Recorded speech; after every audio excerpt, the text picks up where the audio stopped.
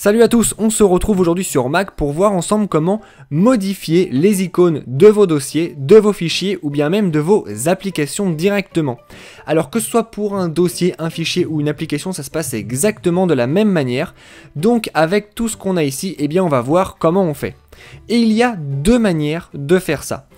La première manière, c'est si vous voulez simplement copier une icône pour le mettre à la place d'une autre icône qui est déjà existante quelque part.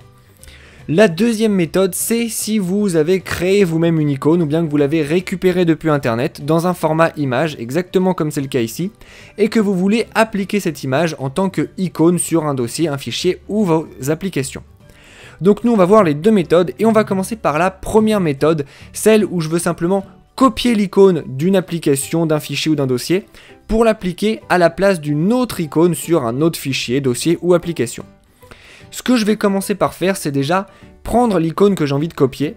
Et là, je vais faire un clic droit et je vais faire lire les informations. J'ai une nouvelle fenêtre qui s'ouvre, je vais la laisser ouverte. Après ça, eh bien, je vais prendre l'icône que j'ai envie de changer et je vais faire exactement pareil. Clic droit et lire les informations. Une fois que j'ai comme ça les deux à côté, je vais me rendre sur l'icône que j'ai envie de copier. Je vais tout simplement cliquer dessus juste ici. Vous voyez que du coup, il y a un petit bord bleu qui s'affiche. Et là, je vais simplement faire commande C pour copier l'icône. Après ça, je vais me rendre sur l'icône que j'ai envie de changer. Je vais faire exactement la même chose. Je vais cliquer dessus pour qu'il y ait un liseré bleu qui s'affiche autour. Puis je vais faire commande V. Et là, vous voyez que l'icône a changé toute seule. Je peux maintenant fermer cette fenêtre et fermer cette fenêtre.